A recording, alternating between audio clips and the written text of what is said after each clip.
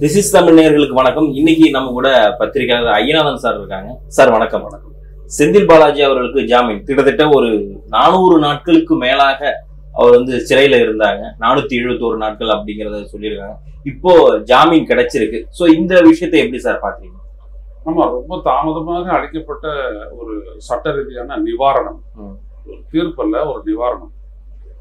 ஒரு வழக்கில் ஒருத்தர் கைது செய்யப்பட்டார் அப்படின்னா அந்த வழக்கினுடைய புலன் விசாரணை முடிஞ்சு அவர் மீதான அந்த குற்றப்பத்திரிகை தாக்கல் செய்யப்படும் வரை, அந்த ஆதாரங்களை திரட்டும் வரை, சாட்சியங்களை உறுதி செய்யும் வரை அந்த குற்றம் சாட்டப்பட்ட நபரை சிறையில் வைப்பது அப்படின்றது ஒரு இயல்பான சட்ட ரீதியான ஒரு நடவடிக்கை தான். ஆனா இந்த ஈடி வழக்கில் பொறுத்த வரைக்கும் இவங்க முடியல, இன்னும் புலன் விசாரணை முடியல, இன்னும் எங்களுக்கு தேவைப்படுது அப்படின்னு சொல்லக்கூடிய காலம் வரைக்கும் அவர் உள்ளேயே இருக்கணும் அப்படின்னு சொல்லிட்டு ஒரு சட்டத்துல அந்த மாதிரி ஒன்று எழுதி வச்சுக்கிட்டாங்க. ஒரு திருத்தத்தை கொண்டாந்து பண்ணிக்கிட்டு அரசியல் ரீதியாக நிறைய படி வாங்கிட்டு இருக்கிறாங்க. ஏதோ சத்யேந்திர ஜெயில ஆரம்பிச்சு மனோஜ் சிசோதியா, அரவிந்த் கெஜ்ரிவால், கவிதா, செந்தில் பாலாஜி எல்லாருக்கு எதிராகவும் இதுதான் நடக்குது. அதுக்கப்புறம் பாத்தீங்கன்னா அவரு சோரன், ஜார்க்கண்ட் முதலமைச்சர், அது மாதிரி எல்லாருக்குமே பாத்தீங்கன்னா இப்படிதான் பண்றாங்க. எல்லாம் 6 மாசத்துக்கு அப்புறம் தான் ஜாமீன் அப்படின்ற மாதிரியான ஒரு நிறைய கொண்டாந்துட்டு பழி வாங்கக்கூடிய ஒரு அரசியல் கருவியா ஈடி உருவாக்கப்பட்டதனுடைய அத்தாட்சி. சோ ஒரு கட்டத்துக்கு அப்புறம் நீதிமன்றத்தால் இதை சகிக்க முடியல. இப்படியே இவங்க இழுத்து அடிச்சுக்கிட்டே போறாங்கன்னு சொல்லு, எப்ப நீ முடிப்ப? இல்ல அதை முடிச்சிருவான். சரி, நீ முடி, நான் அவங்கள ஜாமீன்ல விடுறேன். ஏன்னா ஜாமீன் அப்படின்றது என்ன அப்படின்னோம்னா அவங்களுக்கான வாழ்வு உரிமை, ரைட் டு லைஃப். எனவே நான் அவங்களுக்கு அந்த இடத்துல தான் நான் முடிவு செஞ்சேன் சொல்லிட்டு அவங்களுக்கு ஜாமீன்ல விட்டு வச்சிடுறேன். ஸ்டிபுலேட்டிங் சர்டன் கண்டிஷன்ஸ், சில கண்டிஷன்ஸை போட்டுடுறாங்க. ஆமா, ஏன் அந்த கண்டிஷன் அப்படின்னா அந்த விசாரணைக்கு ஒத்துழைக்கணும்ன்ற ஒற்றை காரணத்துக்காக தான். அவங்களோட பாஸ்போர்ட் அப்படி கொடுத்துரு, வெளிநாட்டுக்கு போக கூடாது.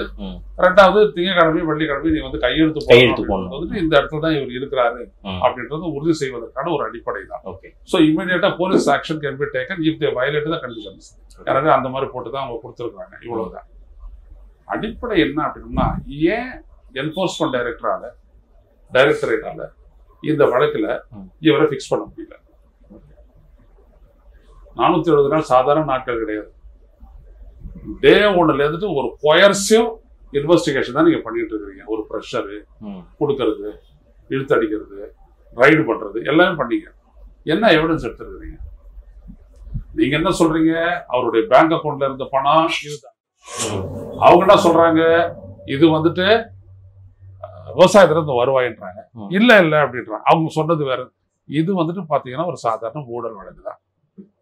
100% கேஷ் ஃபார் ஜாப்ஸ் அப்படின்ற ஒரு ஊழல் வழக்கு 2011 to 16 இவர் அமைச்சராக அதிமுக அரசுல இருந்த போது ஆசிரியர் பணிக்கு வேலை வாங்கி தரேன்னு சொல்லிட்டு 81 பேர்கிட்ட இருந்து 2 லட்சம் வீதம் பெற்ற 1,62,1,62,00,000 தான் ஊழல். ரைட்டுங்களா? அந்த காலகட்டத்துல அந்த பணம் இப்ப இல்லை. இப்ப கணக்குல இருக்கிற பணம் அப்போ வாங்கினதா அப்படின்னு தெரியாது. எப்படி கரெக்ட் பண்ணுவீங்க? இதுல எங்க மணி லாண்டரிங் இருக்குது? மணி லாண்டரிங் ஒரு கேஸ்ல இருந்துச்சுன்னா தான் அதை ஈடு எடுக்க முடியும். இல்லாட்டி அது ஊழல் தடுப்பு வழக்கு, ப்ரிவென்ஷன் ஆஃப் கரப்ஷன் ஆக்ட், அதுக்கு போயிடலாம்.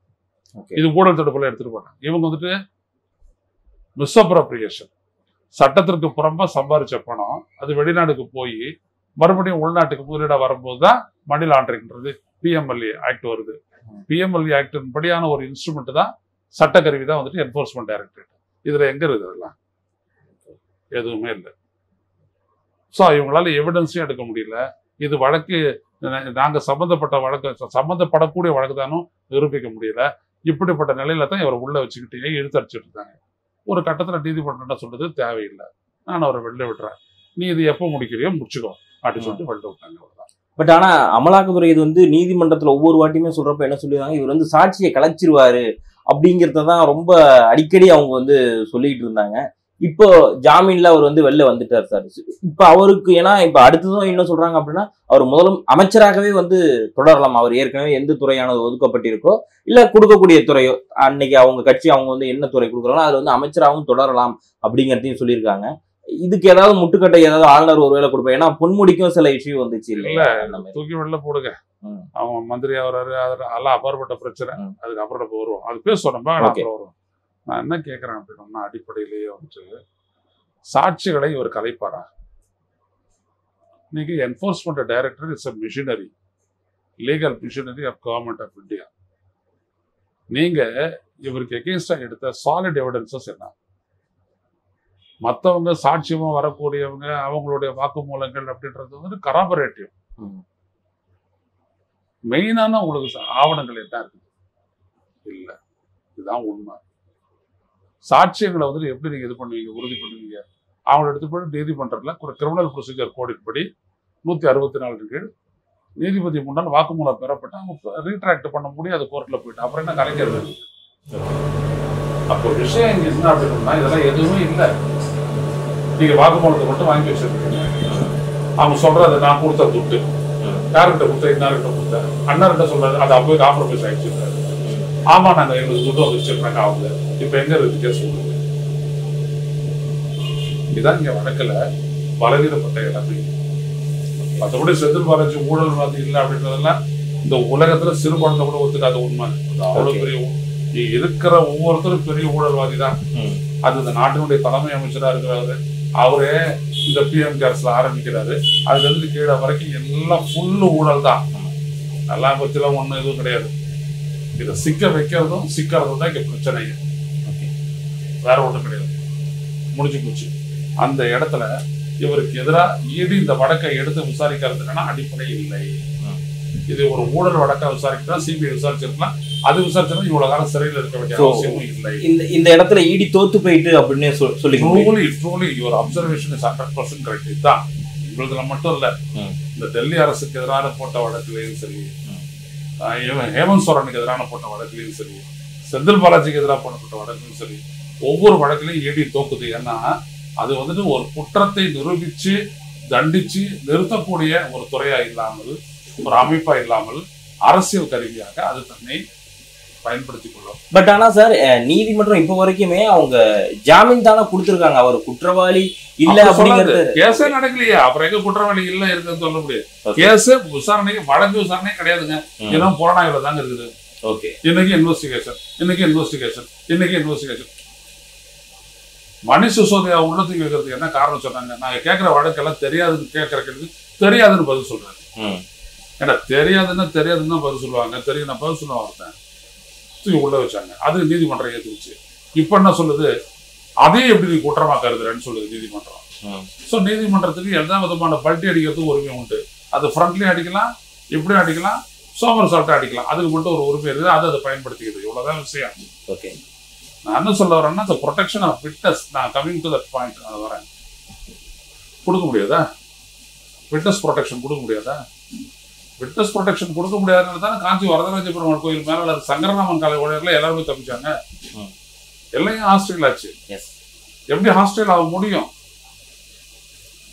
அப்போ ஒரு புலனாய்வுல வந்துட்டு ஒரு துறை ஈடுபடுதுன்னா அது ரொம்ப திட்ட தெளிவா செஞ்சு அதுக்கு கவர்மெண்டோட சப்போர்ட்டை இருந்து பண்ணாங்கன்னா ஒரு குறுகிய காலத்துல குற்றத்தை நிரூபிச்சு தண்டிக்கலாம். அப்பதான். ஆனா அரசியலுக்காக நீங்க வந்துட்டு செந்தில் பாலாஜியை நீக்க பாத்தீங்க. ஏன்னா அவர் வந்துட்டு ஒரு பவர் செக்டர். அவர் எலெக்ஷன்ல வந்துட்டு ஒரு பெரிய அளவுக்கு திமுக சாதகமா இயக்குறாரு. உடனே அவர் தூக்கி கொண்டு வச்சு இதுதான் காரணம். எனவே உங்களுக்கு எதுவும் தெரியல. ஓகே சார், இப்ப நம்ம அதுக்கு அடுத்த பேசுறது என்னன்னா, இப்போ செந்தில் பாலாஜி அவருக்கு ஜாமீன் எப்போ வரும்னு சொன்னாங்க. அதுக்கான நீங்க சொல்லிட்டீங்க இடி இந்த விஷயத்துல கொஞ்சம் தோத்து போயிட்டாங்க. நிறையவே தோத்து போயிட்டாங்க. அப்படிங்கிறப்போ இனி செந்தில் பாலாஜிக்கு அடுத்து இருக்கக்கூடிய ஒரு பெரிய சவால்னா எதை சார் சொல்லலாம்? ஏன்னா ஏற்கனவே பொன்முடி அவர் வர்றப்போ கவர்னர் வந்து இல்ல நான் சைன் பண்ண மாட்டேன் அப்படிங்கிற மாதிரிலாம் சொல்லிட்டு இருந்தாரு. இப்போ அதே மாதிரி மறுபடியும் வந்து இவங்க ஏதாவது சொல்றதுக்கான அமைச்சரா ஆக்காது அப்படின்றதுக்கு சட்டபூர்வமான தடை இல்லைன்னா அது வந்து ப்ரெரோகேட்டிவ் ஆஃப் தி சீஃப் மினிஸ்டர். இதுல ஆளுநர் செய்யறதுக்கு ஒரு கிடையாது. ஓகே, ஆனா இன்னைக்கு ஸ்டாலினுக்கு இருக்கக்கூடிய ப்ரியாரிட்டி என்ன அப்படின்னா உதயநிதி துணை முதல்வர் ஆக்குறது. எனவே இப்போதைக்கு செந்தில் பாலாஜி ஒரு அமைச்சரை வந்து சேர்த்துக்க மாட்டாரு. முதல்ல இவரை எடுத்துக்கிட்டு அதுக்கப்புறம் 2-3 மாசம் கழிச்சுட்டு அதுக்கப்புறம் இவரை எடுப்பாங்க. ஓகே, உதயநிதி துணை முதல்வர் ஆன பிறகு கொஞ்சம் கொஞ்சமா அவருடைய ப்ரியாரிட்டி அதானே. அவருடைய ப்ரியாரிட்டி வந்துட்டு யாரையும் எடுக்காம உதயநிதியை துணை முதல்வரை ஆக்கணும். அதனால எந்த விதமான பிரச்சனையும் ஏற்படக்கூடாது அப்படின்ற நிலைக்கு அவர் போயிட்டாரு. அதுதான் அவர் செய்வார். ஓகே, ஏற்கனவே வந்து செந்தில் பாலாஜி கூட அந்த கொங்கு பகுதி கிட்டத்தட்ட அவருக்கு ஒரு ரொம்பவுமே செல்வாக்கான ஒரு பகுதின்னே சொல்லணும். அவர் அதிமுக இருந்தாலும் சரி, இல்ல இப்ப திமுக இருந்த எப்பயும் சரி, அந்த பகுதிக்கு திமுகவுக்கு அதிகமான வாக்குகளை கொண்டு சேர்த்ததுக்கான பெருமை வந்து செந்தில் பாலாஜிக்கு இருந்துச்சு. திருப்பி மறுபடியும் வந்து அதிகாரப்பூர்வமா ஜாமீன் கிடைச்சிருக்கு. ஏற்கனவே அங்க எஸ்பி வேலுமணி அதிமுக அந்த டீம் கொஞ்சம் இப்பதான் அதை கொஞ்சம் வளப்படுத்திக்கிட்டு வந்தாங்க. இப்ப செந்தில் பாலாஜி வந்திருக்கிறதுனால அவங்களுக்கு கொஞ்சம் அது சிக்கலெல்லாம் ஒன்னா மறுபடியும் மாறிட்டு அப்படின்னு சொல்ல முடியும். இல்ல, ஒரு பிரதான கட்சியான அதிமுகவுக்கு ஏற்படக்கூடிய சிக்கலை விட இந்த ஒண்ணுமில்லாத பாஜக கட்சிக்கு தான் பெரிய சிக்கல். ஓகே, ஏன் சார் அப்படி? இப்பதான் குறி வச்சு தோற்கடிப்பாங்க. ஓகே, இன்னொரு புறம் வானதி சீனிவாசன் ஜெயிக்கிறது விட மாட்டாங்க. இப்பெல்லாம் நடக்காது. இதுதான் நடக்கும். செந்தில் பாலாஜியை பொறுத்த வரைக்கும் என்னது, ஜெயலலிதா தான் ஒரு ப்ளூ ஐடு பாய், அவங்களுடைய ஃபேவரட்டா இருந்தது. ஓகே, இங்க வந்துட்டு ஒண்ணு ஸ்டாலினுக்கும் ஒரு ஃபேவரட் ஆகுது. ஓகே, நெருக்கமான ஆளு. சோ இவர் தான் வச்சு ஒரு ரீஜனையும் வந்துட்டு கண்ட்ரோல் பண்ண நினைக்குது திமுக. ரைட்டுங்களா? அதான் நீங்க பாத்தீங்கன்னா கரூர் உள்ளிட்ட பகுதிகளில் ஒரே பட்டாசு வச்சு கொண்டாடுறாங்க அப்படின்னு சொல்றாங்க. அந்த மாதிரி ஒரு வந்துட்டு ஒரு முக்கிய புள்ளியா இருக்காரு, முக்கிய ஐகான் அங்க கரூர் உள்ளிட்ட பகுதிகள்ல. ஆமா, இல்ல ஐகானன்றது தெரியல, பட் இவர் ஒரு முக்கிய புள்ளியா அவர் செயல்பட்டாரு. எனவே இவரை வந்துட்டு அமைச்சரவையில சேர்த்துக்கிறது அப்படின்றது அவருக்கு ஒரு அரசியல் கட்டாயம். யாரு? ஸ்டாலினுக்கு இது ஒரு அரசியல் கட்டாயம். கட்டாயம் அவர் சேர்த்துக்குவார், அது இருவருப்பட்ட கருத்து இல்ல. அந்த டைமிங் அப்படின்றது எப்போன்றது தான். அதே மாதிரி அவரை தான் வந்துட்டு புகைப்படத்துடைய பொறுப்பாளர் தருவாரு, அடுத்த முறை தான் செய்வாரு. செந்தில் பாலாஜி தண்டனை கிடைக்கும் அப்படின்ற பாஜக எதுவுமே நிறைவேறாது. ஓகே, இனிமே செந்தில் பாலாஜி இருக்கக்கூடிய சவால்னா எது சார் சொல்லலாம்? ஏன்னா ஜாமீன் கிடைச்சிட்டு அப்படின்னு சொல்லிட்டாலே எல்லாமே முடிஞ்சிட்டு அப்படின்னு நம்ம நினைச்சிட முடியாது இல்லையா? அவருக்கு போயிட்டு வந்துட்டு உடனே ஒரு பெரிய மனமாற்றம் ஏற்படும். தங்களுடைய வாழ்க்கையை அவங்க வந்துட்டு ஒரு மறுபார்வை பார்ப்பாங்க. அப்படி ஒரு பார்வையை அவர் பார்ப்பாரு. நான் அவருடைய அரசியல் வாழ்க்கை அது எடுத்து சார்ந்து நின்றுச்சு. எதுக்காக ஜெயலலிதா முன்னுரிமை கொடுத்து ரெண்டு முக்கிய துறைகளை கொடுத்தாங்க? எதுக்கு இவரு ஸ்டாலின் எவ்வளவு மினிஸ்டர் இருக்கும்போது அவெல்லாம் விட்டு இவருக்கு மின்சாரத்தையும் அதுக்கப்புறம் அந்த இதையும் கொடுத்தாரு, மதுவிலக்கு துறையும் கொடுத்தாரு அப்படின்றதுக்கு ஏகப்பட்ட கேள்விகள் இருக்குது. இதெல்லாம் யோசிச்சு அவர் வரணும். வந்து அவரு தானே அவர் ரிஃபார்ம் பண்ணிக்கணும். ரொம்ப முக்கியமானது. அது நடக்குமானது எதிர்பார்க்கணும். உங்களுக்கு இந்த வீடியோ பிடிச்சிருந்துச்சுன்னா லைக் பண்ணுங்க, கமெண்ட் பண்ணுங்க, மறக்காம திஸ் இஸ் தமிழ் சேனலுக்கு சப்ஸ்கிரைப் பண்ணுங்க.